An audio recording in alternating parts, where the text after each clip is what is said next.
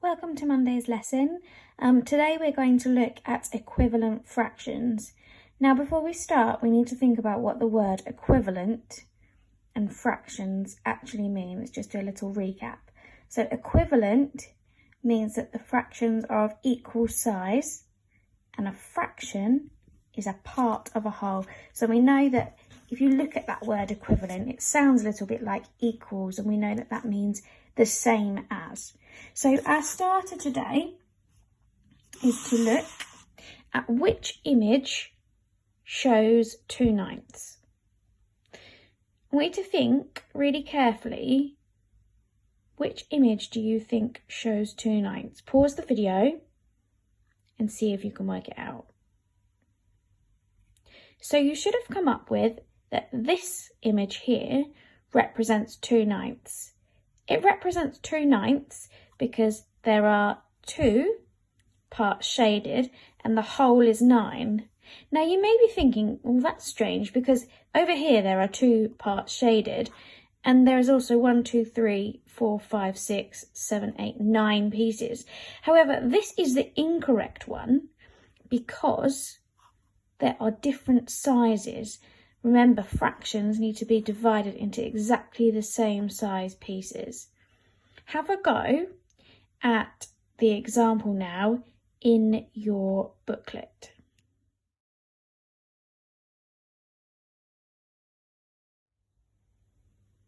So now we've shaded in those 3 parts, we need to look at the next shape because it also says we need to shade in 3/5.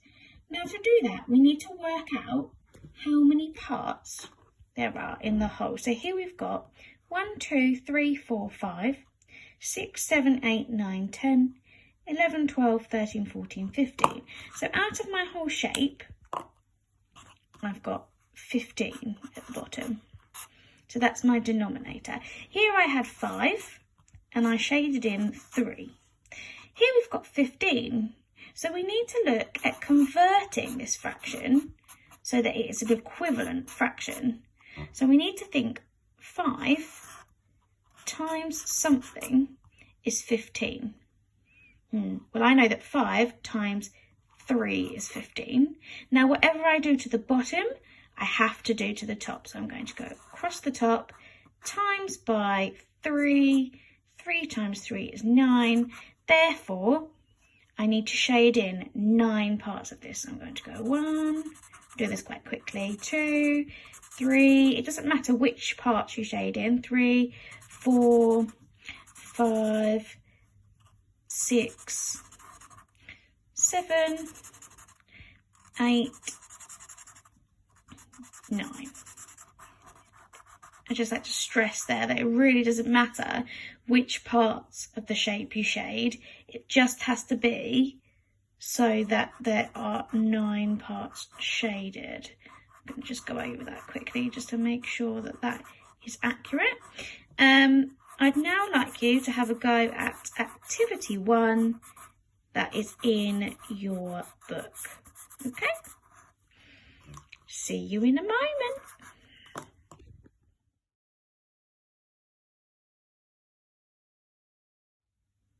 Okay, activity 2, it says fill in the missing divisor. So I know that 20 divided by something equals 5 and 16 divided by something equals 4. Okay, so I know if I do 20 divided by 5, I get 4. And I can check that by doing 5 times 4 is 20.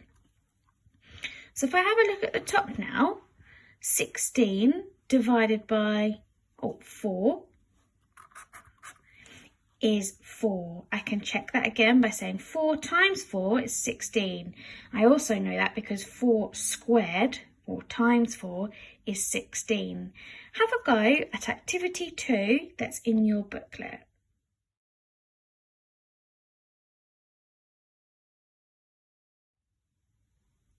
So activity 3 says Jake has coloured 2 grids to create an equivalent fraction.